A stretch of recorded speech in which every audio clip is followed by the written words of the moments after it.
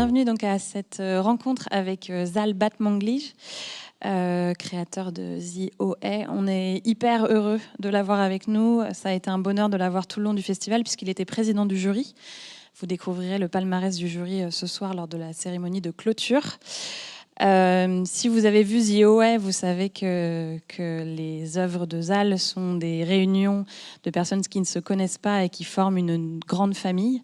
Donc j'espère que tout du long de cette rencontre, on sera une grande famille tous ensemble. En tout cas, voilà, à titre personnel, je suis une énorme fan de cette série. Je suis trop contente qu'il soit là.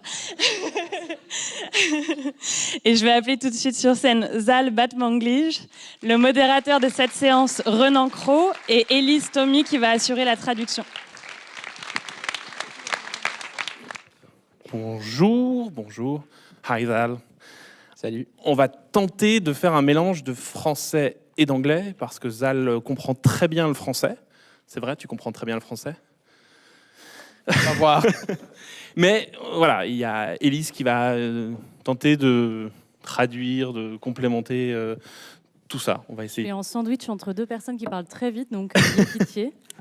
L'idée, c'est qu'on va parcourir donc ensemble l'œuvre de Zal Batmanglij, mais aussi évidemment liée à celle de Brit Marling.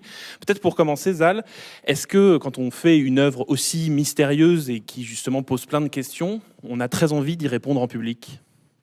Non. Très bien. Ça vous donne le ton. Ça va être très bien. Comment tu définirais ton travail? Tu es un scénariste, un réalisateur, un créateur? C'est une bonne question. Je suis un storyteller. C'est quoi storyteller en français? Un raconteur d'histoire? Ouais. Un conteur d'histoire, oui. Oui. C'est-à-dire, qu'est-ce que ça veut dire être un storyteller? C'est quelqu'un que je pense que j'essaye de trouver quelque chose. Et les films ou le series The OA, c'est un méthode. On dit méthode en français? Un moyen pour trouver ce que je cherche. Et qu'est-ce qu'on cherche alors? C'est ça qu'on va essayer de trouver ensemble. Un esprit, un mood. C'est quoi mood en français? Une émotion, une atmosphère. Une émotion, une atmosphère. Yeah. Pour essayer de comprendre justement ce mood Zal Batmanglij, on va revenir à l'origine, puisque donc, comme vous l'entendez, Zal parle très bien français. Zal est né à Nice, avec une histoire assez particulière. Est-ce que peut-être tu peux nous raconter un peu l'histoire de tes parents et comment on passe de naître à Nice à devenir un réalisateur américain pour Netflix? Mes parents sont iraniens et ils étaient réfugiés d'Iran dans les années 70. Non, 60. What's the 80s? 80. 80, les années 80. J'étais né à Nice. On avait vivre à Vence. C'est une ville près de Nice, sur un farm. C'est quoi farm en français? Une ferme. Et mes parents sont allés à Washington, D.C. En 86. Et j'étais là pour université aussi, de 5 ans jusqu'à l'université. Et après, je suis allé avec Brit Marling et deux amis. Et on avait you say amis is friends too? Yeah. Deux amis. On avait conduit Washington jusqu'à à Los Angeles. Et quand je suis venu à Los Angeles, le climat et le paysage, c'est beaucoup comme Nice, beaucoup comme la Côte d'Azur. Mais la lumière, c'est une lumière qu'on avait. Lumière is light out in nature too. Yeah. Is it? Yeah.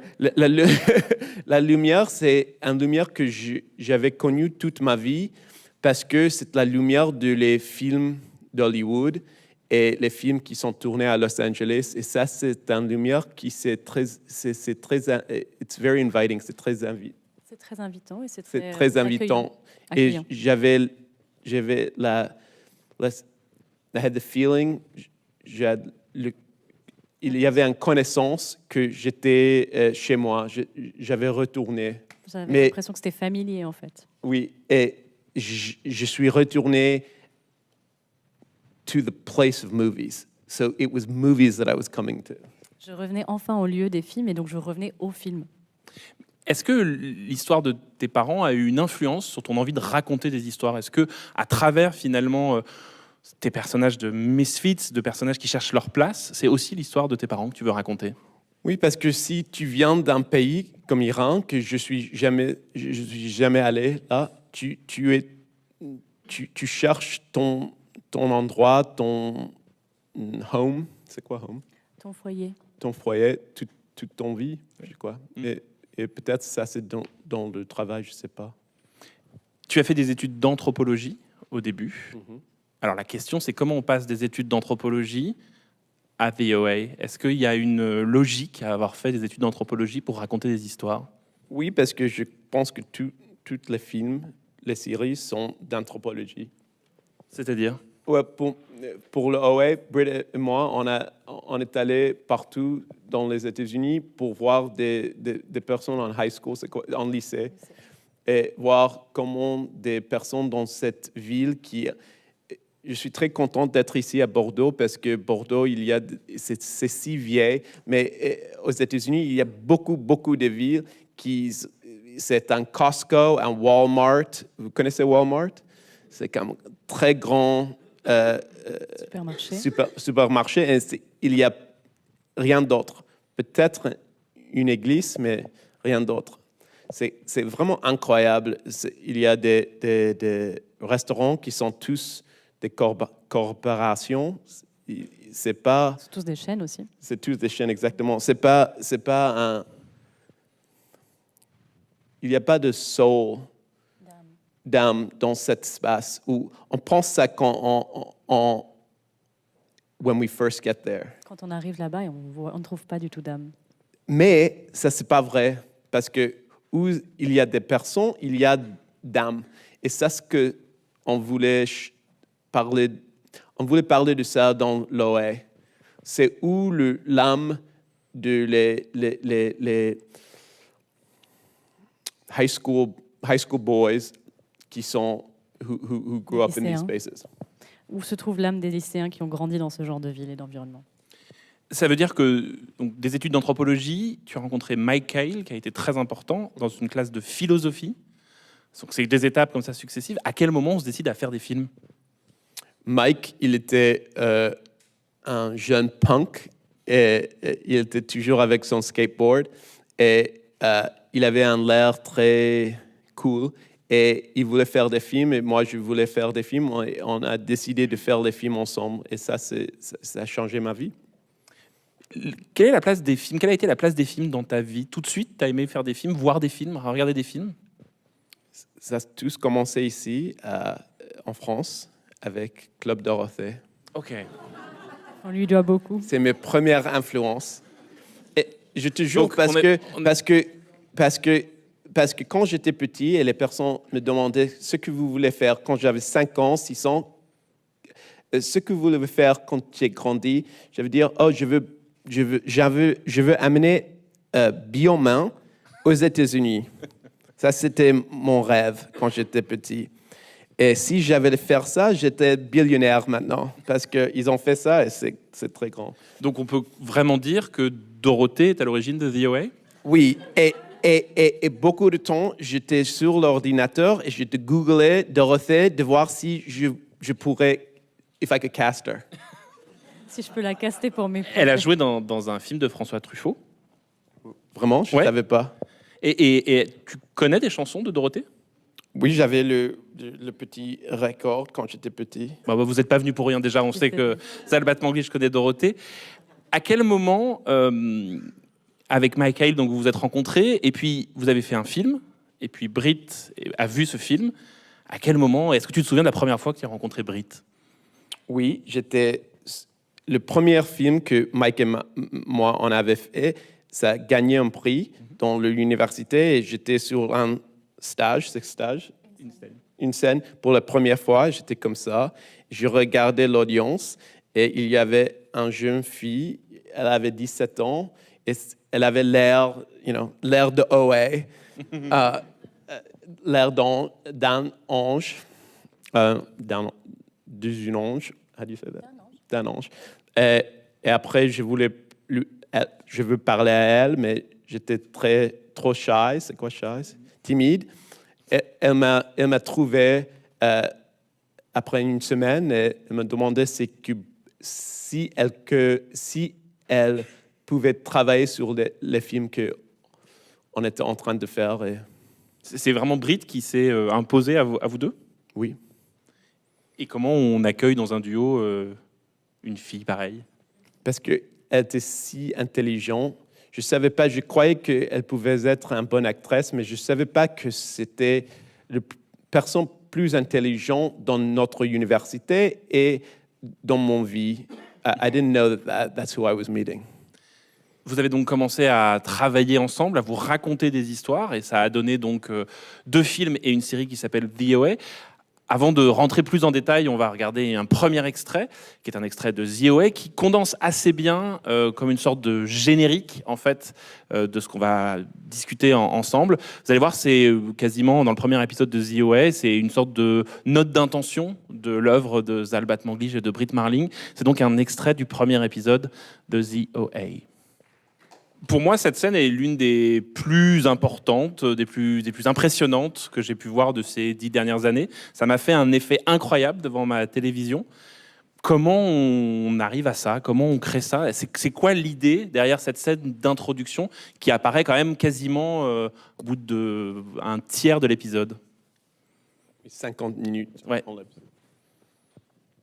Je sais pas. Merci d'être venu. J'ai l'impression que dans cette scène, il y a une sorte de note d'intention, à la fois de votre travail avec Brit, mais aussi une note d'intention au spectateur. Vous nous demandez de prendre la main que vous nous tendez. C'était ça l'idée? Oui, j'aime bien les histoires dans les histoires, dans les histoires, dans les histoires.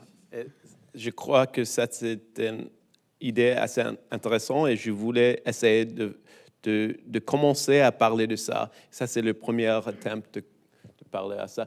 Peut-être le deuxième, dans Sound of My Voice, il y a la même chose. Mais il y a quelque chose dans cette scène aussi où finalement, donc, OA, Brit Marling, nous demande de la croire, mais en fait, est-ce que OA, c'est Brit ou est-ce que c'est l'assemblage de Brit et de toi? Parce qu'au fond, c'est les deux créateurs qui nous demandent de croire à ce qu'on va voir. Je crois que peut-être c'est un troisième esprit. Comme Elise ici. This is the OA. C'est pas Brit, c'est pas moi, c'est un troisième esprit. Peut-être si on avait fini le series, on avait peut-être maybe we would have gotten close to exploring that feeling. Peut-être qu'on se serait approché et qu'on aurait pu explorer ce sentiment. Il y a aussi dans cette scène toute la poésie et la poétique de storytelling, comment on raconte des histoires, à qui on les raconte. Et il y a surtout une scène, cette scène-là, en fait, on pourrait la reprendre quasiment dans les 2 films, dans The East et dans Sound of My Voice. Qu'est-ce qui te plaît tant et vous plaît tant avec l'idée de gens assis en rond, avec quelqu'un qui parle et quelqu'un qui nous fait croire à une réalité qui n'existe pas? Qu'est-ce qui vous touche à ce point-là, tous les deux? Peut-être ça vient que quand j'étais petit, mon père, il lit, he would read, c'est quoi? Il nous lisait des livres. Non, il nous lisait des livres, especially Roald Dahl. Roald Dahl, notamment. Quand j'étais petit, j'écoutais les soirs les histoires et dans la journée, j'imaginais cette histoire comme des films de live action que j'ai joué. Des films avec des vrais acteurs dont je jouais. Et est-ce que on a donc ce personnage qui dit moi je crois plutôt les yeux ouverts. Quel type de spectateur es-tu? Est-ce que quand on te raconte des histoires, tu fermes les yeux pour me les voir ou tu préfères les voir les yeux ouverts? Je sais pas. Est-ce que dans ce groupe de The OA, tu es l'un des personnages plus particulièrement qu'un autre? Beaucoup de temps, je crois que je suis Steve. Pourquoi? Parce que je suis une personne assez difficile, mais avec Brit, je suis calme. Quand on avait fait le scene, c'est quoi scene? La scène. La scène, quand Steve, when Steve stabs her, Quand il la poignarde. un de notre producteurs a dit ah, cette scène c'est mauvaise, ça marche pas, tu dois le couper. J'ai dit non, ça c'est très important qu'il y a des personnes qui quand ils sont when they're angry, they act out Quand ils sont en with colère, ils agissent sur cette colère. even more anger. Avec encore plus de colère. Et the response for that has to be to just accept them anyway. Et la réponse à ça, c'est de les accepter malgré ça.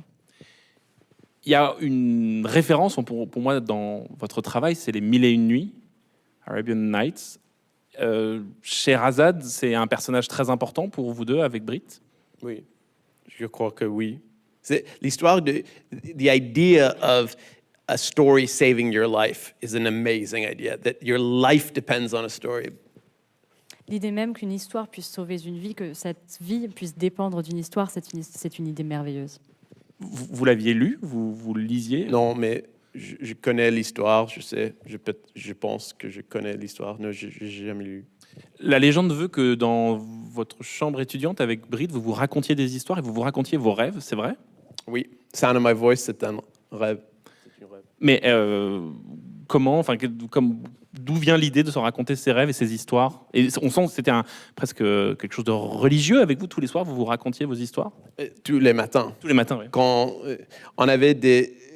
c'était pas le matin, c'était l'après-midi après le travail. On était 25 ans, quelque chose comme ça, et on avait du travail. Et quand when we got home, quand on rentrait, j'avais une petite chambre et je me s'asseoir sur le skateboard et Brit sur le lit et on était en train de raconter notre jour et the most interesting part of our day was our dreams. Et la partie la plus intéressante de nos journées, c'était nos rêves. Ça veut dire que toutes les histoires qu'on a vues de vous viennent de vos rêves? Non, mais Sound of My Voice. Et est-ce que The OA faisait partie d'un rêve, d'une idée d'un rêve?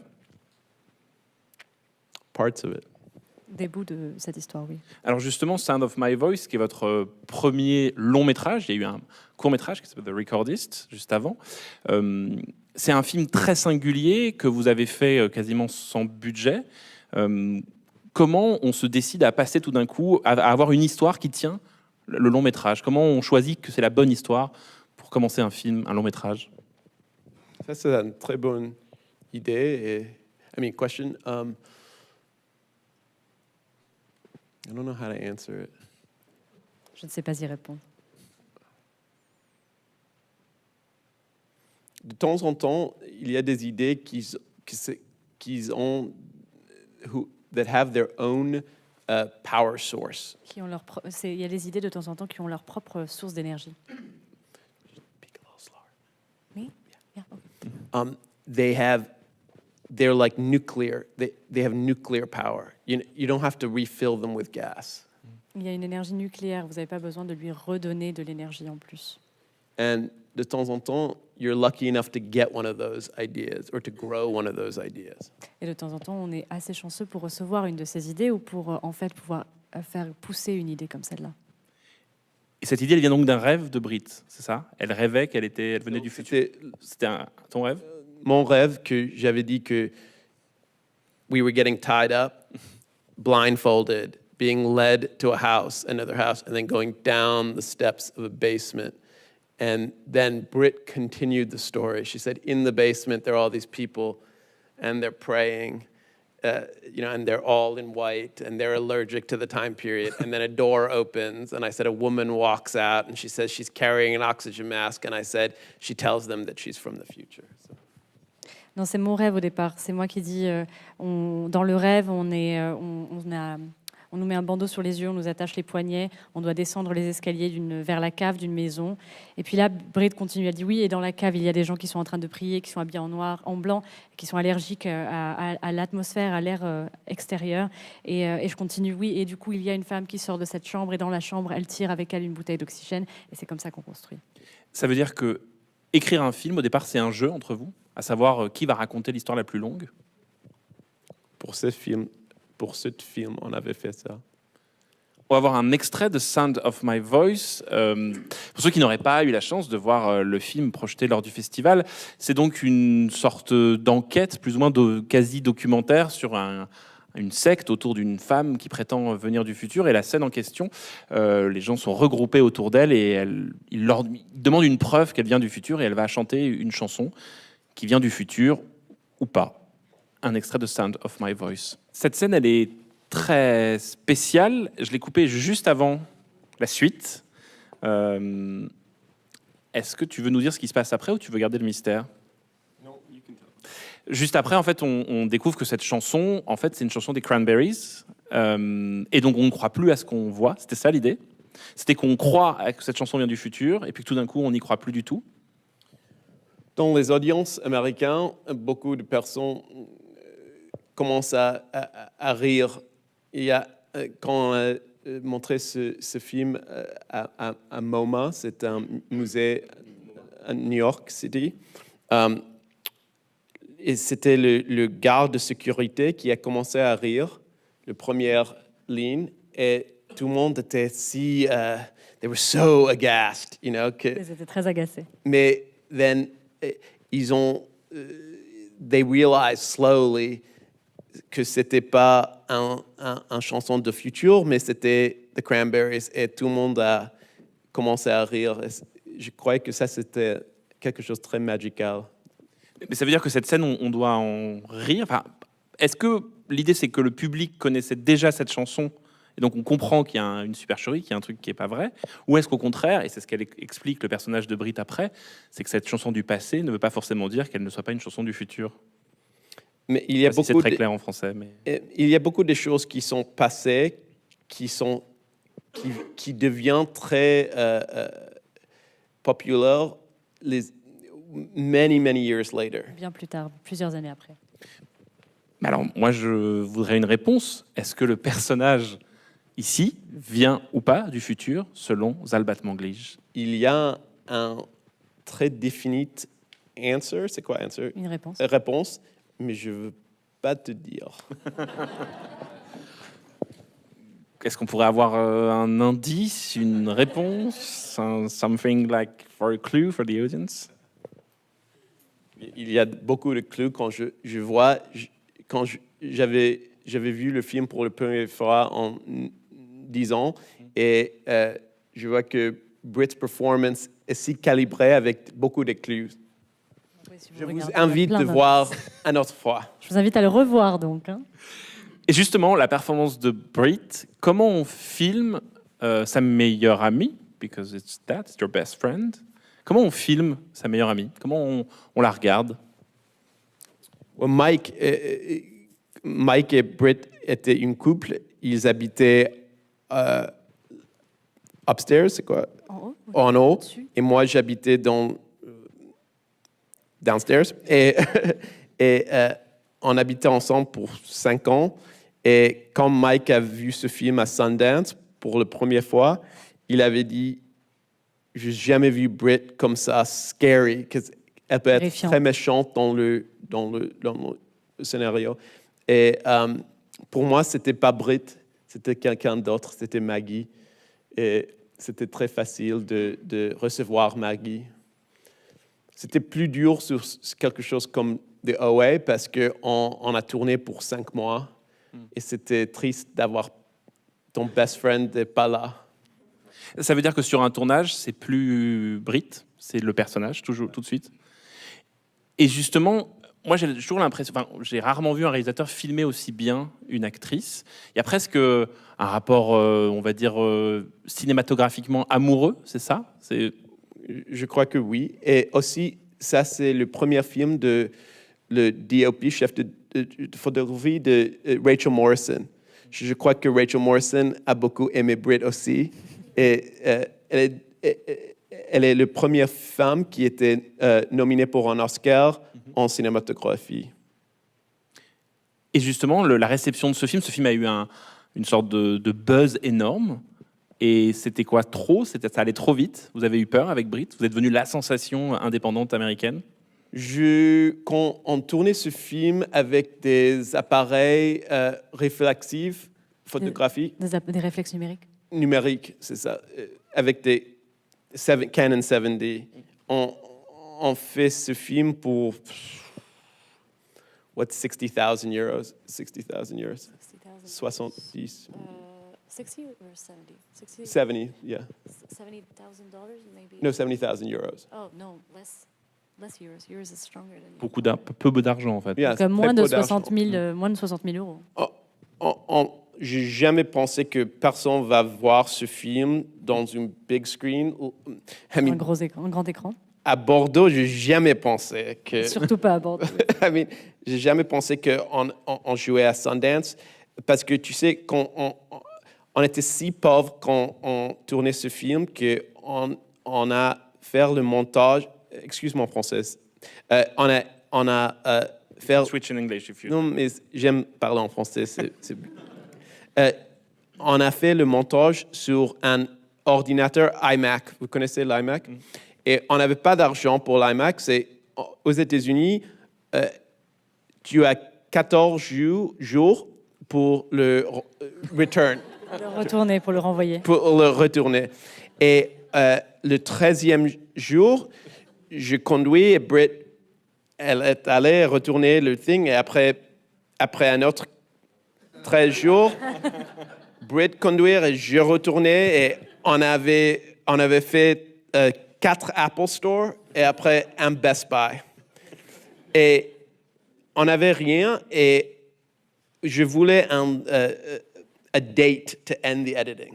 Une date pour finir le montage. Parce que je croyais que je ne vais pas finir. Et Sundance, le entry point de Sundance, c'était cette date. Oui, la date limite de l'entrée à Sundance, c'était devenu notre deadline. C'est un film qui a eu énormément de critiques positives, ça vous a donné énormément de visibilité. Et tout d'un coup, il a fallu faire un deuxième film, et c'est devenu un film plutôt de studio, The Heist. Comment le passage s'est fait, et est-ce que vous avez eu peur de perdre justement cette petite entreprise que vous aviez avec Britt? Oui, et on a presque perdu ça. Dans 5 mois après de finir ce film, on était en train de faire un film avec un studio, et c'était une expérience pas très bien. Ça veut dire que c'est compliqué de faire un cinéma comme celui-ci à l'intérieur des studios, et est-ce que pour toi aujourd'hui c'est toujours le cas? Oui. Et avec Netflix, c'était pas un studio traditionnel. Quand on avait commencé année 2015 avec Netflix, c'était un très petit groupe. Et, Ça a changé, oui. Ça a changé. Maintenant, il y avait 60 personnes qui travaillaient pour Netflix à Los Angeles en 2015. Maintenant, il y a, je crois, 4000 personnes qui travaillent là. Ça a changé beaucoup. Donc ça veut dire que le passage pour The Heist a été difficile, ça a été très compliqué à faire comme film. Très compliqué. Il y a beaucoup d'acteurs, il y a des acteurs connus, en tout cas très connus à l'époque.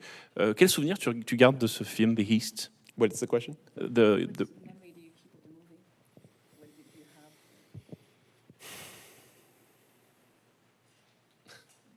Not a great one, actually. Non, c'était pas mal. I mean, c'est toujours un privilège, on dit privilège en français, privilège de tourner un film. Mais c'était très dur de faire ce film. Et les idées dans ce film étaient they were very prescient. Elles étaient vraiment presque clairvoyantes. Parce qu'aux États-Unis, c'était dans le temps d'Obama, personne que je connais pensait que tous les grands chefs de les compagnies d'énergie vont come back with such a vengeance. Ils reviendraient avec ce type de vengeance. Et le film vraiment parle de ça. C'est un film très politique, mais en fait, votre travail avec Britt est très politique, en tout cas une autre manière de penser la politique. C'est pas tant des positions politiques qu'une manière humaniste de penser la société. On va voir un extrait de The Heist qui résume ça très bien. Ça va pas vous étonner, mais c'est encore une histoire de groupe. C'est encore des gens autour d'une table, mais cette fois-ci avec une dimension peut-être plus politique encore et plus complexe sur l'entraide. C'est un extrait de The Heist, c'est une scène de repas. C'est une scène finalement très politique, ce que ça dit. est-ce que tu envisages ton travail comme un travail politique aussi? Oui, mais pas. Je ne savais pas pourquoi c'était si politique jusque le OA était terminé ou cancelled. On dit quoi? Annulé. Annulé. Parce que j'ai compris que c'était le travail, parce que Brit, elle a créé tous les films, là, avec moi, c'était le travail d'une femme et d'un mec gay. Et que ça, c'est pas... On pense que c'est tout... When you're growing up, you think everything's equal. You know, or you know that some things are unequal, but you think in cinema it's going to be equal, but c'est pas vrai. En grandissant, on pense que tout est égal, tout est en fait à égalité. Puis en fait, on imagine, qu'on se rend compte que les choses sont inégales, qu'elles ne sont pas à égalité. Et on pense qu'au cinéma, les choses redeviendront justes et égales. Ça veut dire que... À quoi ça sert comment on fait du cinéma qui, justement, change ça? Je crois que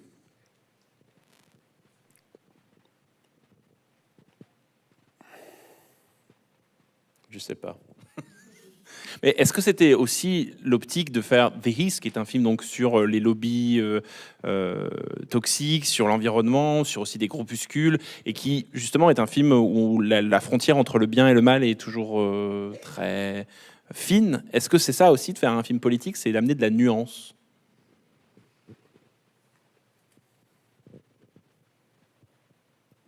To those ideas. Yeah.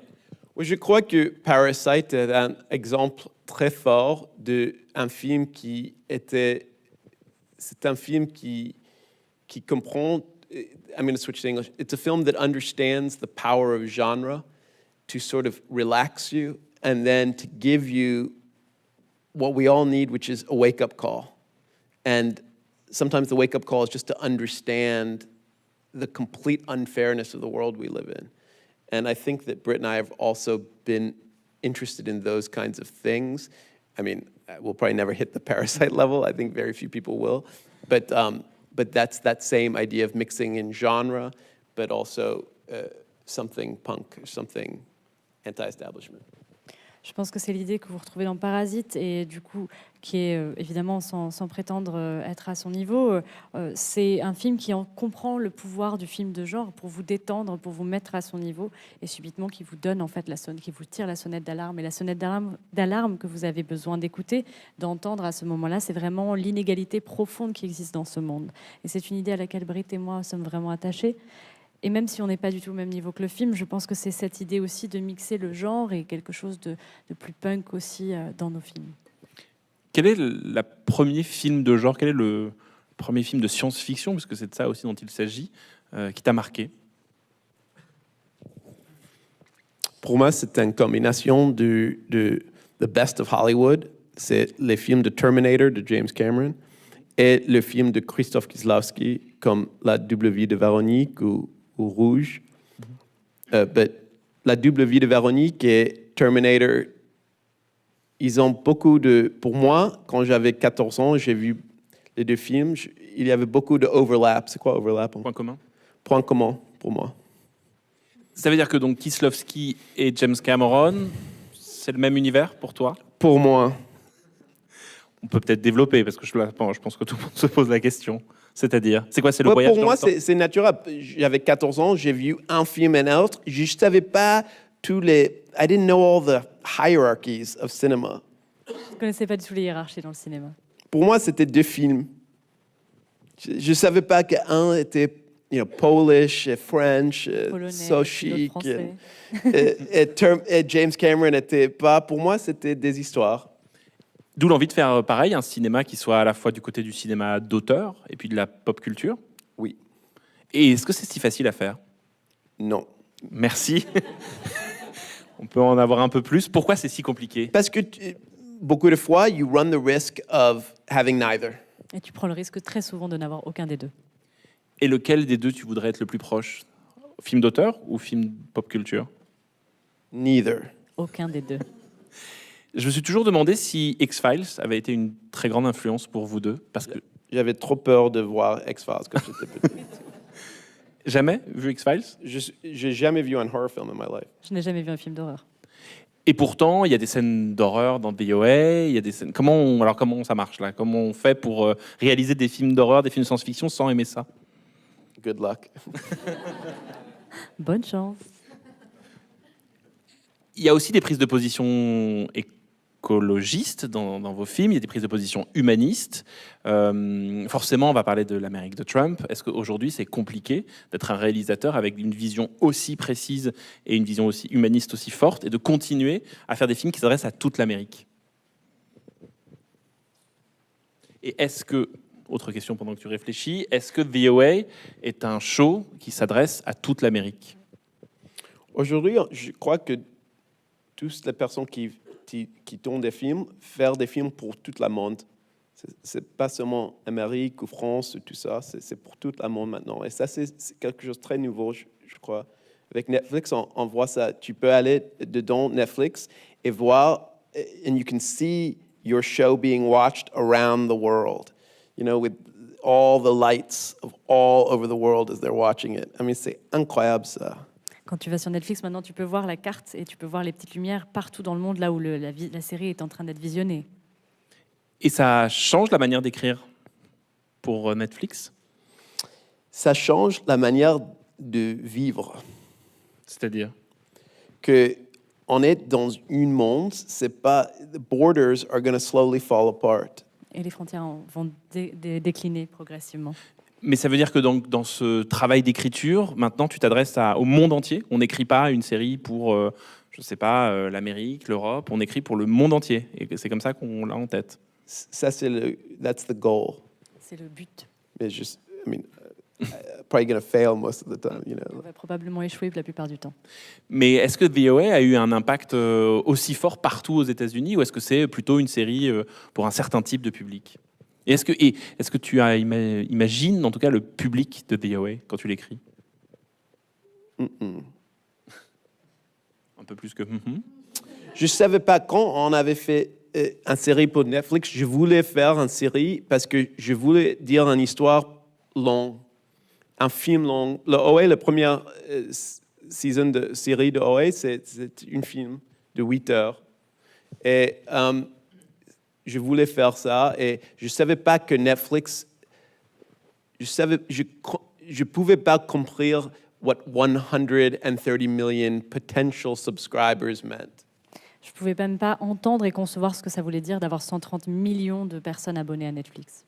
C'est justement pour ça que VOA ne ressemble à aucune série, à aucun show qui existe aujourd'hui. Et notamment, on va regarder la toute première scène de VOA et je vous demande d'imaginer la tête des gens de Netflix quand ils ont vu cette première scène. Quand Val et Britt leur ont montré VOA, ça a dû, à mon avis, les surprendre. C'est le tout début de VOA, épisode 1, saison 1. Voilà, donc vous imaginez la tête des gens de Netflix. Il faut être un peu punk pour commencer une série avec un écran noir, un écran de téléphone, d'une image qui saute et un personnage qui se suicide. Je crois que les personnes, Cindy Holland, qui est le chef de la série, elle est punk. Il y a donc des punks à Netflix? Yeah, Netflix, l'idée de Netflix, c'était punk. Mais maintenant, c'est mainstream, c'est un grand, bear. Mais c'était pas comme ça au début. C'est comme ça que vous avez pu les convaincre. Est-ce que c'était l'idée d'avoir Netflix tout de suite ou vous avez proposé à tout le monde ce projet? On a proposé à FX, HBO, Amazon et Netflix. Et Netflix a été les seuls à vous dire oui? Non, HBO a dit oui et FX a dit oui aussi. Mais Netflix a dit oui pour toute l'année, for the whole season. Pour toute la saison. Et est-ce qu'aujourd'hui, vous regrettez avec Britt d'avoir accepté avec Netflix? Non. Est-ce que vous auriez préféré être sur HBO et que la série continue pour une saison 3? Non, parce qu'on avait beaucoup de freedom avec Netflix. Liberté. Ils ont laissé... They gave us a lot of money and let us go do our own thing. C'était incroyable. Ils nous ont donné beaucoup d'argent, ils nous ont laissé faire notre truc. Et vous aviez l'impression que HBO ne l'aurait pas fait?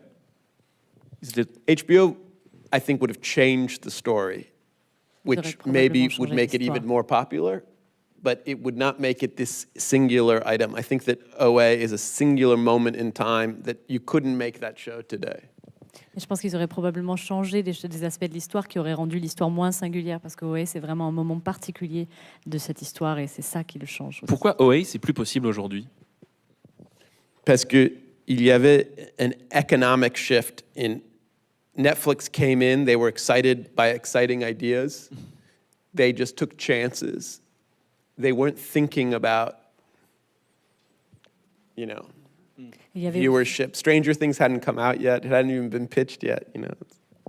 Il y avait vraiment un changement économique à ce moment-là. Il y avait un glissement et du coup, Netflix arrivait avec de l'argent, des moyens, et ils avaient envie d'entendre des idées excitantes et nouvelles et enthousiasmantes. Et ils avaient cette envie aussi, et ils dépendaient beaucoup moins de l'audimat. Tu parlais de Stranger Things. Est-ce que c'est Stranger Things qui a tué The OA? Yeah, what? Tué The OA qui... No. A bit. The OA will live on in maybe some of your hearts. Et OA continue parfois dans certains de vos cœurs. Et si elle pouvait revenir à l'écran, ce serait bien aussi. Comment? Maybe We she would. wanted to Oui. bring it back on the screen, though. Je pense qu'elle est morte. Oula. You guys are sweet.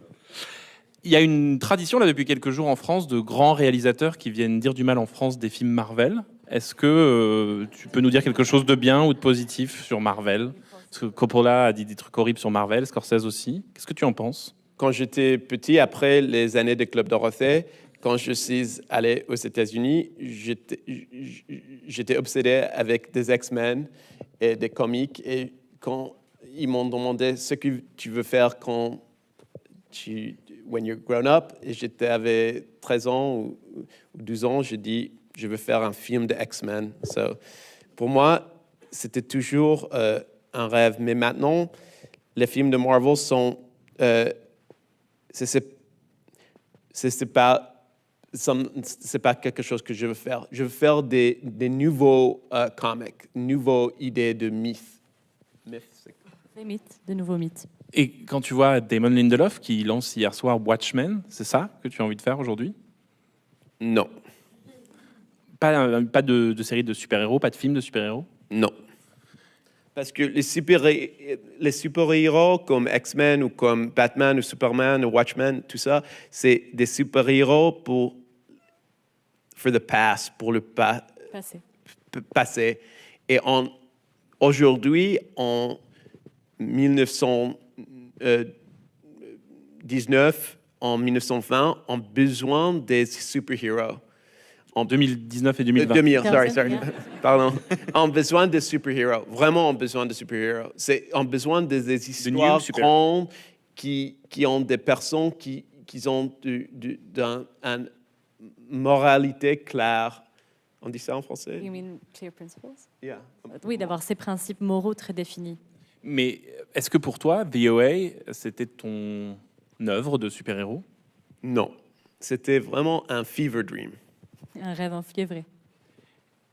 Comment on crée un mystère pareil? Comment on crée une série en ouvrant plein de portes, en posant plein de questions et en disant aux spectateurs, peut-être qu'un jour tu auras les réponses? Comment on fait ça? Oui, j'ai jamais pensé que Netflix va pull the plug. C'est quoi pull the plug? On va tirer débrancher la source. Yeah. J'ai jamais pensé qu'ils ont fait ça without fair warning, you know. Sans préavis. So, pour moi, le troisième OA, c'était vraiment the point to get to the story within a story within a story within a story. Il fallait vraiment arriver à la saison 3 pour arriver à l'histoire dans l'histoire dans l'histoire. Bon, alors maintenant, on va la voir. De quoi parlait cette saison 3? Part 3. Parce que quand tu vois quelque chose comme What's the Clouds of Sils Maria in French? Les Sils Maria de Olivier Assayas. Le film de Olivier. Vous avez vu ce film? C'est vraiment le troisième. Il y a beaucoup d'énergie pour le troisième part of the La OA. troisième partie des OA. Ça aurait donc été un méta-film, c'est ça, sur le tournage de The OA? Et c'est quoi le process d'un acteur? C'est quoi un caractère? Ça vient d'où? Mais ça veut dire que si on suit la logique, tu aurais été à l'écran? Ça veut dire quoi? Or No, someone would play because you? no, because you're assuming that the OA in that world is the same OA. It's another version of the story I might not have created. Non, parce que du coup, c'est l'hypothèse que Oé arrive dans la dimension dans laquelle elle se trouverait avec moi, et ce n'est pas exactement la même dimension. Mais c'était bien, on est bien d'accord qu'à la fin de la saison 2, voilà, on arrivait sur le show The OA, où Brit Marling était Brit Marling. Ça, c'est vrai. Donc il existe un univers où Brit n'a jamais rencontré Zal. Oui. Et elle est mariée à Jason Isaac. Elle est mariée à Jason Isaac. Et qu'est-ce qu'elle allait devenir dans cet univers-là? Say that again. What should she become in that universe? Without you. Vous avez vu le film de Hitchcock, Dilemma for Murder? Le crime était presque parfait. She would be... Oh. Donc nous vous invitons à voir ce I'm film. giving you guys more than I would ever give. Vous recevez bien plus que j'avais prévu de donner. Don't put it on the internet. Ne le mettez pas en ligne. Elle était déjà écrite, cette saison, elle était en partie écrite. Dans notre tête, il y a 5 ans, mais pas. Est-ce qu'elle pourrait réapparaître sous la forme d'un film, par exemple, d'un long métrage? J'ai pas l'énergie pour ça. C'était très difficile à tourner, VOA. Très, très difficile. C'était quoi? C'était la durée? C'était l'ambition? C'était 4 films dans 2 ans, chaque fois. So 8 films, on a tourné 8 films en 4 ans.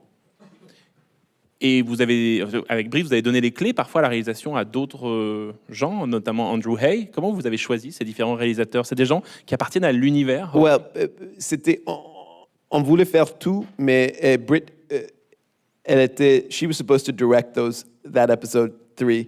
Mais un jour, on était presque collapse. C'est quoi collapse? Effondré. Et on était presque effondré. Et Brit a dit, peut-être on peut téléphoner à Andrew Haig et il peut faire les 2 épisodes. Oui, comme elle était supposée réaliser elle l'épisode 3. Et donc Andrew, il a dit oui tout de suite. Et pourquoi Andrew Hay? Parce que c'est un réalisateur que j'admire beaucoup. J'ai jamais pensé qu'il avait dit oui, that he would say yes. Qu'il dirait oui. Et dans cette saison 2, puisque c'est plutôt dans la saison 2, il y a différents univers, il y a 2 univers qui dialoguent, et donc il y a des réalisateurs pour la partie dans le premier univers, il y a majoritairement ton travail de réalisation pour la partie dans le nouvel univers. Est-ce que, si on imagine qu'un jour il y aura cette partie 3, il y aura 3 univers qui dialoguent entre eux? Est-ce Oui. que l'idée c'est comme une... Oui. Ça s'additionne, ça s'annule pas? Oui. Ça veut dire qu'on n'aura jamais quitté l'univers premier de VOA? Non, parce que cet univers existe dans l'histoire, dans l'histoire. C'est le stage, it's the stage for the show that they're in. You know? C'est la scène de l'histoire dans laquelle il se trouve. Est-ce que vous saviez comment ça allait se terminer? Est-ce que vous, au début, quand vous avez commencé, oui. On peut savoir comment ça se serait terminé? Non.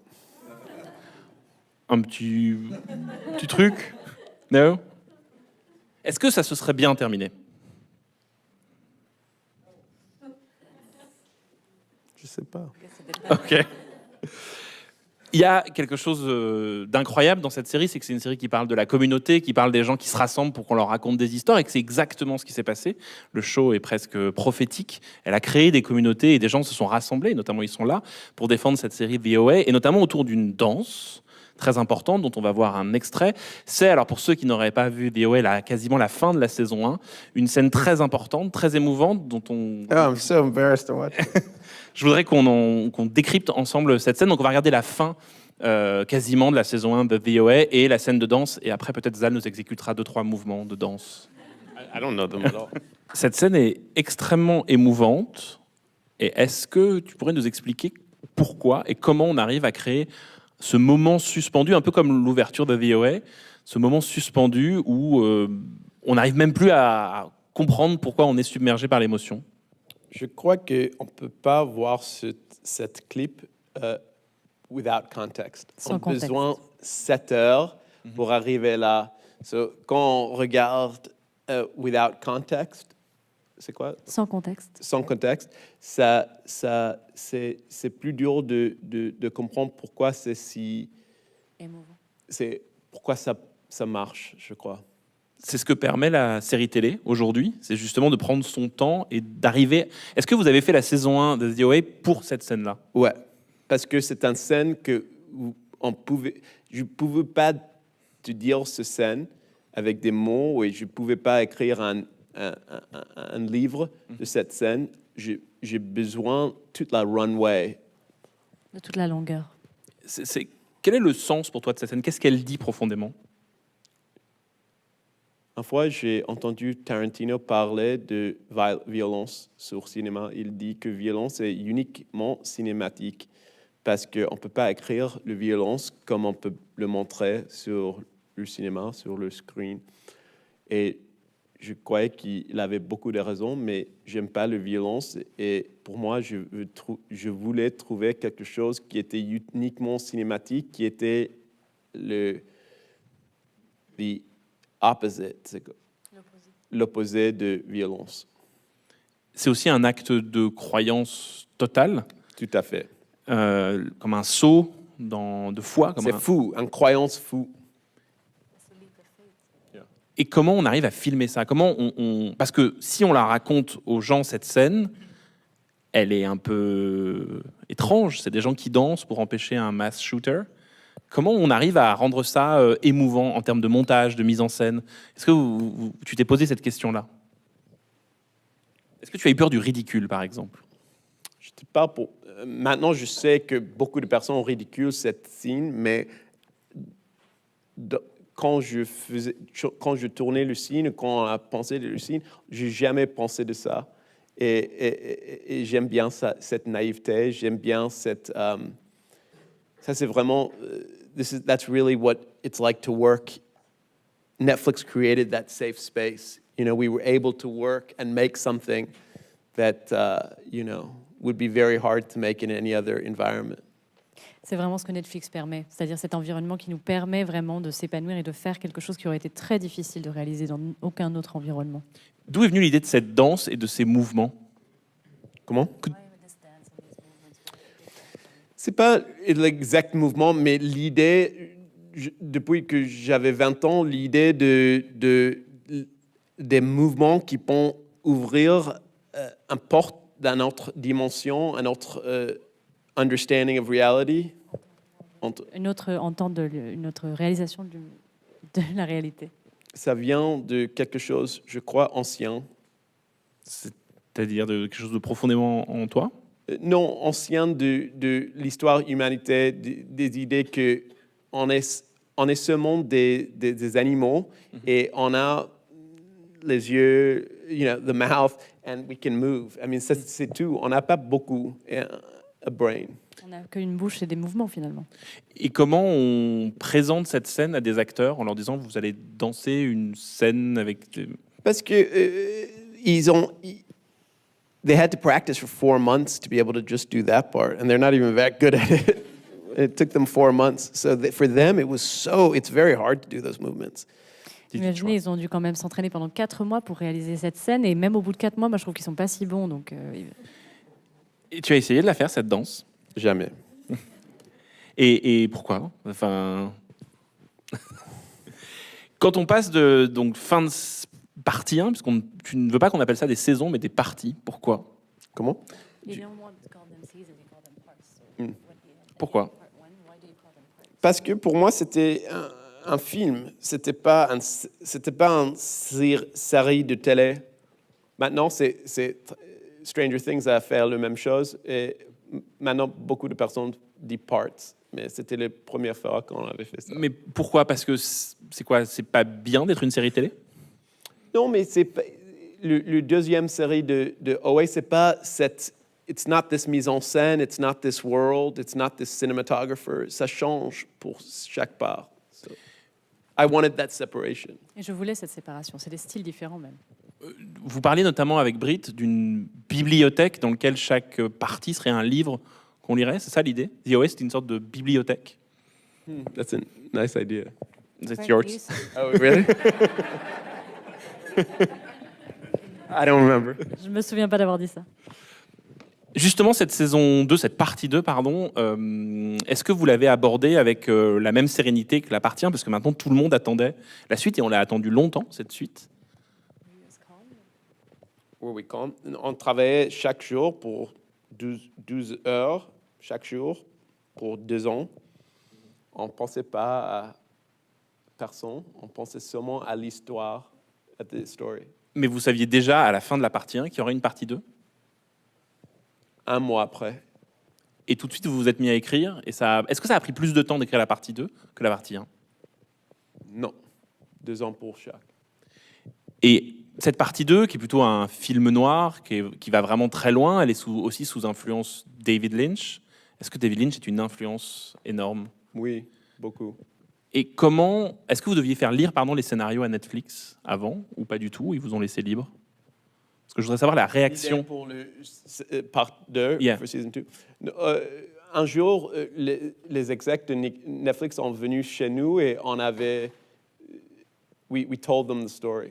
On leur a raconté l'histoire aux producteurs.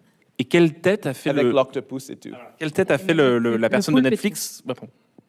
non, non. Quelle tête a fait la personne de Netflix quand vous lui avez raconté qu'un octopus géant allait emmener Hoei dans un monde abstrait Comment ça Un marche? poulpe géant. Un poulpe géant, oui. Ils ont dit rien, mais...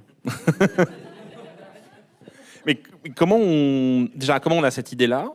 Moi, j'aimerais vraiment avoir la réponse. Et surtout, comment on arrive à faire accepter ça à la télévision? Aujourd'hui, effectivement, ce ne serait plus le cas. Oui, l'Internet était très... They were so upset with this octopus. Internet détestait ce poulpe. D'où vient l'idée?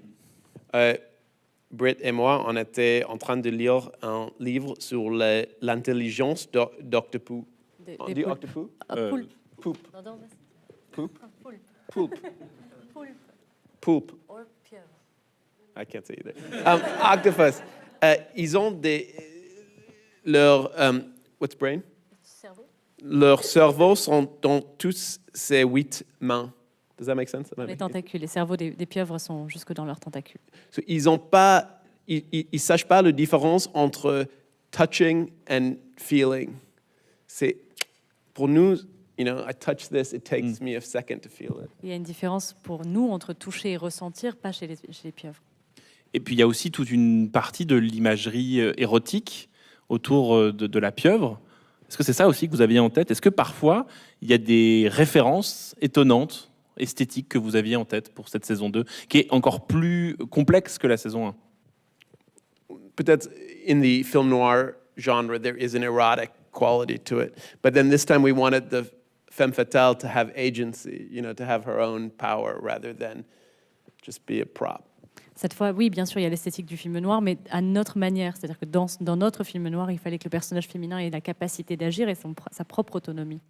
Et en même temps, vous avez inventé dans cette saison 2 un jeu qui est une énigme, mais qui est en fait la métaphore de la saison 1.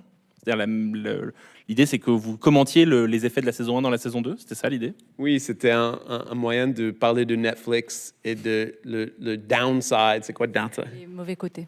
Mauvais côté de faire des choses sur l'Internet pour tout le monde,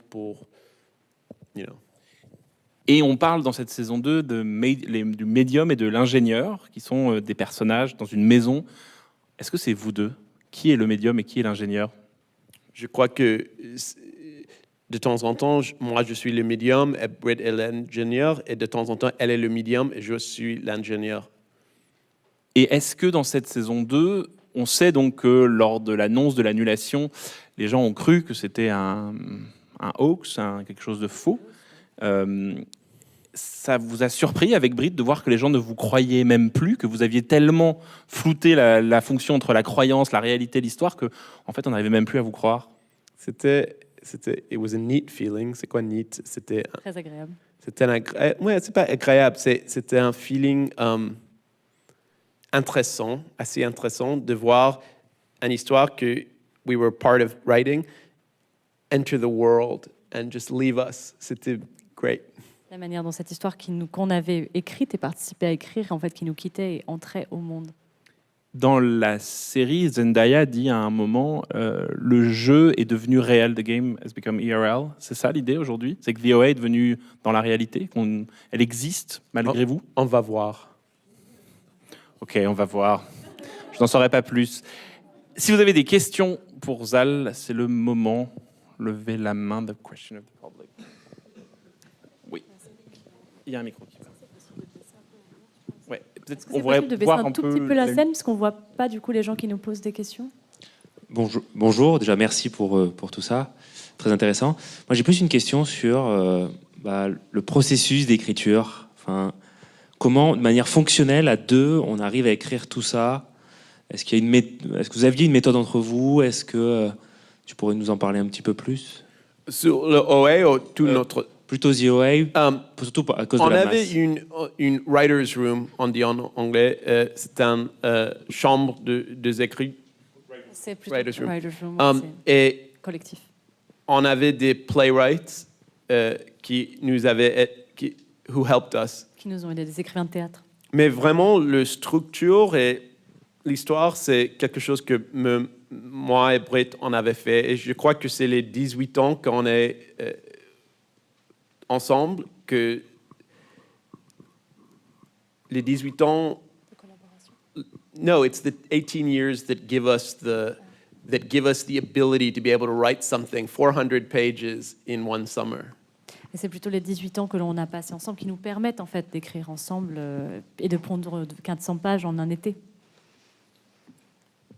Mais ça veut dire que tu ne peux écrire qu'avec Britt? Je sais pas. Ok, merci. Une autre question.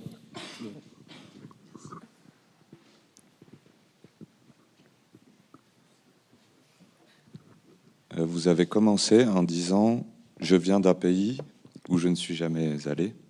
J'ai des origines iraniennes, mais je ne suis jamais allé dans ce pays. » Et il y a beaucoup de débats en ce moment dans la société, et souvent on se retrouve autour des traditions, enfin on se met ensemble autour des valeurs traditionnelles, d'origine ethnique, etc. Est-ce que vous, ce que vous cherchez, c'est autour de quoi maintenant on peut se mettre ensemble au-delà de ça?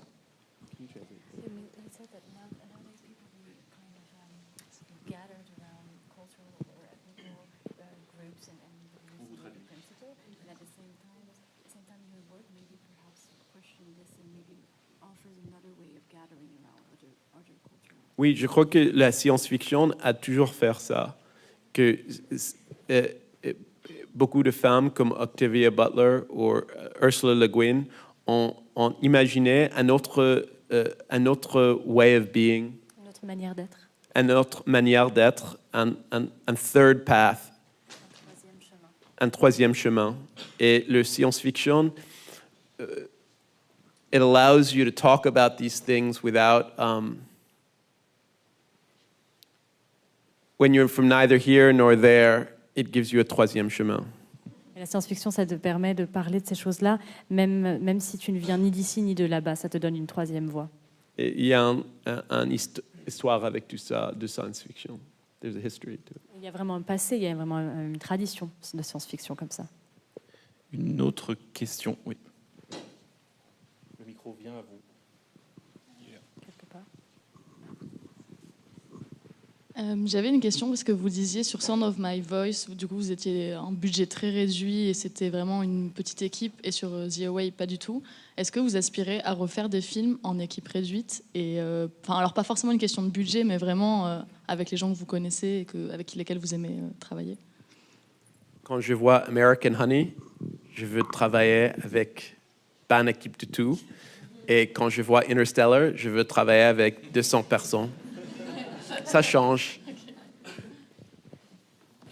Une autre question? Ok, moi je vais vous poser une question, juste là. Quelles ont été les peurs et les difficultés que vous avez eues lors de votre premier tournage? Et quels conseils vous donneriez à un jeune réalisateur? Ce qu'on appelle la question Alain Chabat. French joke.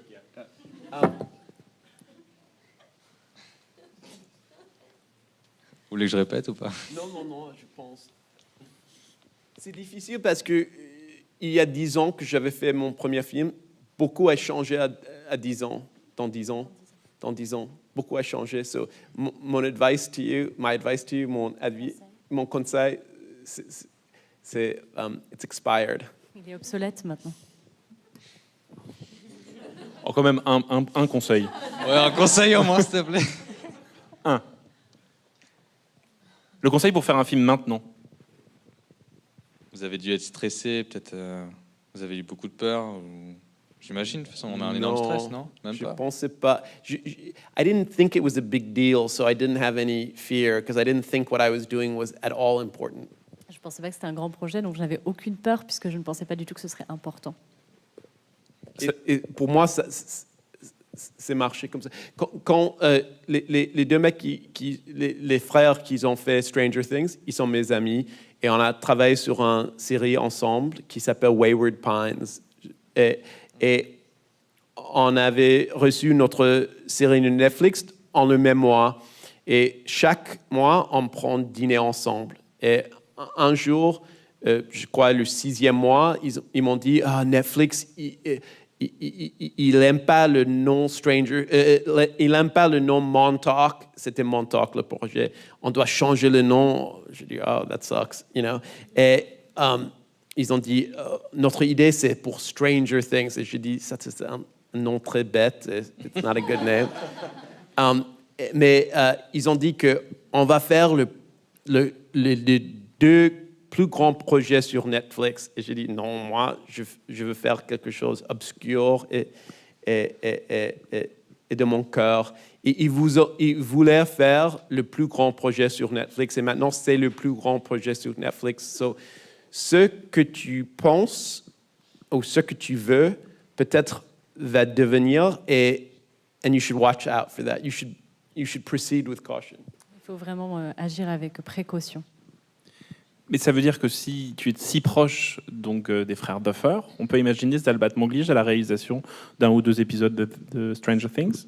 On a parlé de ça beaucoup, mais je ne crois pas que je veux faire. Un peu? Bon, je ne parle. Bon. Une autre question. Bonjour.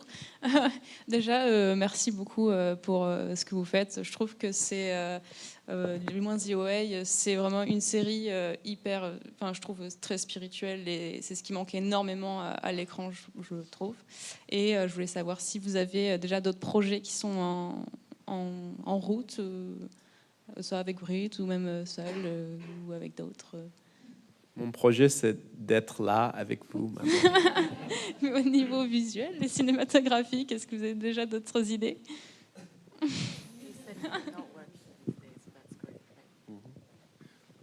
On ne saura rien sur la suite? Ok, on ne saura rien sur la suite, désolé. Une autre question. Le micro se balade. Il est derrière. Hop, au fond. Bonjour, je m'appelle Luc. Bonjour Luc. Bonjour à toutes et à tous. Je voulais d'abord remercier en préambule Zal de venir rencontrer le public. J'ai 3 questions et une demande à faire à Zal. Alors, 3 questions. Alors 2 questions. Allez, 2 questions, une demande. C'est cadeau. Allez, on y va. Précis, rapide. La première, pour réaliser souvent un grand film, il faut beaucoup d'amour et de sensibilité. Brit Marling parlait de la Chambre des écrivains. Vous réunissez souvent dans la Chambre des écrivains. Et après, donc, vient la technique. Et je voulais, à ce propos, je voulais savoir où vous aviez appris à manier la caméra. Voilà, vous aviez... Première question et après... Première. Et après, okay. Dernière question. N'avez-vous jamais eu envie de tourner un film sur votre pays d'origine, l'Iran? Et une demande, je voulais savoir si, à la fin de la masterclass, Zal pouvait nous offrir une recette iranienne de sa maman. Voilà. Non, mais elle a une livre de cuisine français qui s'appelle Ma cuisine d'Iran. Et si vous avez Internet, eBay ou quelque chose comme ça, je peux vous trouver... Sur Amazon, on peut trouver ça. Non, peut-être pas Amazon. Il y a 40 ans qu'elle avait écrit ça. Caméra, je suis allé au Film School à AFI, au Los Angeles. École de cinéma, AFI, American Film Institute. Ça t'a vraiment appris à faire des films, l'école de cinéma? Non. Très bien. C'est pourquoi? Tu diras à tes étudiants. Oui, c'est ça. Pourquoi ça? Parce que c'est la même raison que je ne peux pas donner de conseils. Ils nous avons... they taught us... Ils nous ont appris une manière de faire des films qui est démodé. You can't make films like that in America. C'était une manière de les 90s ou les années 70. c'était vraiment des techniques démodées pour faire des films. C'était comme si on vous apprenait à faire un film, mais des années 90, des années 70. Il y avait une question sur faire un film en Iran. Oui. J'adore les films iraniens et je veux aller au Iran beaucoup. Et peut-être les deux vont converger. They will converge. Yeah, ils vont converger. Je ne sais pas. Une autre question, voilà, vous avez le micro. Vous avez évoqué plusieurs fois votre rapport au public. Au début, à propos de The OA, vous parliez du fait que c'est un film pour tout le monde, qu'il n'y a pas de frontières. Ok. Ensuite, vous avez parlé du côté populaire. Et puis, vous venez de dire que vous ne cherchiez pas à faire un grand succès, que vous vouliez surtout que ce soit votre cœur. Est-ce que vous pouvez nous parler un tout petit peu plus de ça? Quel est le rapport à... Est-ce qu'on fait un film pour le public? Est-ce qu'on le fait pour soi? That's a very fair question. C'est une question très juste. Quand on était en train de faire notre Netflix series, j'ai jamais pensé que ça va être si énorme, le plateforme de Netflix. J'ai pas pensé à ça. Je croyais que c'était un endroit que je pouvais faire un film de 8 heures et they would give us the budget. Et qui nous donnerait le budget. Et for the Duffer Brothers, they understood what we were doing, you know, and I wish that I'd made the OA more popular, you know, changed the style? I don't know, c'est compliqué. Peut-être, for me, the dream is Parasite. You know, it's to keep working, because at the same time as we were making those movies, you can just jump in. At the same time we were making those movies, director Bong was making Okja. Et en fait, c'est comme les frères de Folk qui s'occupent de Stranger Things, c'est-à-dire que Netflix nous comprend en fait. Mais en même temps, est-ce que j'aurais voulu faire le film différemment pour un autre public en tête, en changer le style? Je ne suis pas sûre. C'est pour ça que le rêve, c'est vraiment Parasite. C'est-à-dire que nous, quand on commençait à travailler, et moi je veux continuer à travailler, c'était au moment où Bong Joon-ho faisait Okja. Et Okja, c'est un test, you know, et Snowpiercer, c'est un test pour Parasite. Et Britt a dit quelque chose de très intéressant. Elle a dit que directeur Bong, il avait fait la métaphore de la train pour le classe. Et ça, pour lui, ça n'a pas marché. Le train horizontal, ça dit pas, c'est pas un très bon métaphore pour le classe. Mais la maison, avec tous ses étages, c'est un métaphore très fort. Et moi, j'adore ça j'adore the discovery. La découverte. À la découverte. I love the discovery. Can we just go in real time? Yeah, sure. I love the J'adore la discovery découverte. of I love the discovery of trying to not to compromise your ideas. Essayer de ne pas compromettre ses idées. Parce que je voulais toujours the movements at the end to be what combats the American school shooter. Parce que j'ai toujours voulu que les mouvements à la fin soient ce qui repousse en fait les attaques comme ça dans les écoles aux États-Unis. But maybe I should have held the hand of the audience more to get to that place. Mais peut-être que j'aurais dû tenir la main du public un peu plus longtemps pour les emmener jusque-là. Je sais pas. Mais est-ce que ça veut dire que The OA, vous regrettez avec Britt la singularité? Est-ce que c'est difficile d'être singulier? Non, I don't have any regrets of it. Je n'ai aucun regret à ce niveau-là. Il y a une autre question. Le fond, je ne sais pas. Oui, si vous avez le micro. Je ne sais pas où est le micro. Il arrive. Bonsoir. Merci pour The OA. C'est une série personnellement qui m'a donné envie de vivre, enfin qui me donne envie de vivre souvent, qui me donne envie d'être avec les gens et de se regrouper. Je suis un peu émue. Je voulais vous remercier aussi d'avoir introduit dans votre série et votre travail des personnages queer. Et je voulais savoir si c'était un enjeu pour vous. Enfin, comment vous aviez amené ça? Est-ce que c'était tout naturel ou est-ce que vous avez travaillé avec Britt autour de ça?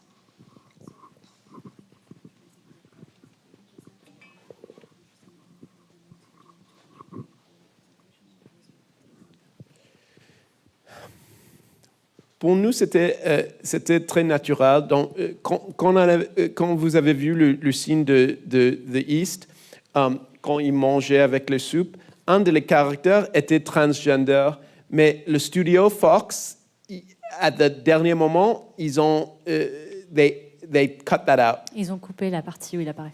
Ils nous forçaient de remove the make-up et tout ça pour le character parce qu'ils pensaient que c'était trop, it was too niche. En fait, ils voulaient même que le personnage, l'acteur, l'actrice ne soit pas du tout maquillé. Ils pensaient que c'était trop une petite niche. Et quand on avait fait l'OA, on avait écrit un caractère qui était Asian American. Donc un personnage qui était asiatique américain. Et il était transgender, female to male. Et c'était une personne female to male, donc un homme trans. Et il avait 14 ans. Et qui devait avoir 14 ans. C'est un caractère qu'on avait créé. Si on était sur HBO, they would have surely told us to. It's not that he was even niche. How are we ever going to find that? Et HBO nous aurait probablement dit, mais comment vous allez même trouver quelqu'un pour jouer ce rôle? Et le casting director, un grand casting director, a dit la même chose. Je peux te trouver un transgender ou un Asian ou une personne qui est 14 ans, mais pas les trois. Je peux te trouver une personne asiatique, je peux te trouver une personne trans, je peux te trouver une personne de 14 ans, mais probablement pas quelqu'un qui soit les trois. Et I remembered my roots. Et je me suis souvenu de mes racines. Et mes racines sont que j'étais une personne qui avait loué l'ordinateur pour 13 jours. Je suis allé sur l'ordinateur et je faisais un ad en Twitter. Une petite annonce sur Twitter. Et Twitter, je fais ça dans le matin et le soir. Sur Twitter, on dit que c'était it was a don't submit your photos. It's a trick. On m'a dit de ne pas. Il y avait une annonce. Il disait ne pas envoyer les photos, c'est un piège. Faut pas répondre à ce tweet. Et mais on avait des celebrities who retweeted it. Qui l'avaient retweeté, qui l'avaient partagé. Et après une semaine, on avait 300 submissions de exactement female to male, 14 ans, Asian, pas Asian American, un de Suisse, un de Hong Kong.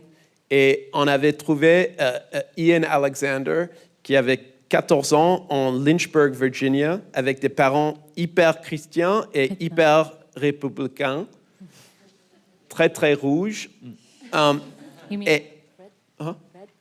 Red. In America, we say red versus blue. Oh, okay. You never heard that. These guys maybe don't know that. Non. So you can explain. Oui, c'est ça. C'est juste parce que très rouge, pour les gens qui ne savent pas comme moi, c'est par rapport aux couleurs démocrates et républicains. C'est l'inverse de nous, rouge communiste. Non, mais c'est pour ça. Raison, oui. C'est pour ça. On a fait un Skype avec lui et sa mère était walking back and forth. Elle marchait derrière, elle faisait les 100 pas au fond. Elle est venue sur l'ordinateur comme ça. On a dit, on voulait vous voler. We want to fly you On voudrait vous faire venir à New York pour tourner une série sur Netflix. Elle a dit quoi? Elle ne savait pas que son fils avait envoyé une audition. Et elle est venue avec son fils, mais elle toujours, she would always address her son as she or her. Oui, elle continuait à mégenrer son fils, c'est-à-dire elle utilisait les mauvais pronoms, elle utilisait les pronoms féminins pour son fils. Mais après 4 mois de tournage, elle a commencé à dire he, parce que nous, all of us called him he. Et après 4 mois de tournage, à force de nous voir en fait utiliser ses vrais pronoms, donc les pronoms masculins, elle s'est mise à utiliser les pronoms masculins. Et pour moi, ça c'était pas, it wasn't a political act. C'était pas un geste politique pour moi. C'était seulement un caractère qui est venu, mais the act of making it, c'était political. Et c'était juste un personnage qui m'était venu, mais le fait de le réaliser, c'est devenu politique. On va prendre une toute dernière question. La personne qui a le micro aura la chance de poser la dernière question. C'est donc vous, monsieur. Bonjour. Moi, par rapport à Easy Way, la question que je me posais, en fait, c'est que c'est une... Contrairement à j'aime beaucoup la science-fiction, et contrairement à la science-fiction que j'apprécie peu au cinéma en ce moment, qui je trouve est très référencée, et où j'ai toujours l'impression que le réalisateur essaye de faire un nouveau Star Wars ou un nouveau Blade Runner ou quelque chose comme ça. The OA, justement, je trouve que ça se détache énormément des influences, et c'est ça qui m'a beaucoup plu. Et du coup, j'aurais voulu, si vous pouvez étendre un peu sur les influences en termes de science-fiction, quelles sont-elles et comment elles sont arrivées dans The OA, s'il y en a, est-ce que c'est vraiment un point de départ ou est-ce que c'est le point d'arrivée, la science-fiction? Voilà. Yeah. OK. Parce que c'est la dernière question, je vais répondre avec quelque chose de très français, que c'était peut-être quand on voit l'OA, le dernier signe et les mouvements, peut-être c'est Biomain de Club Dorothée qui ont influencé ça. Ah, J'ai jamais pensé à ça quand on faisait le OA, mais après, j'ai vu un clip de Biomain, j'ai pensé, ouh. Merci beaucoup, Zal Batmanglish, et merci à Élise pour la traduction.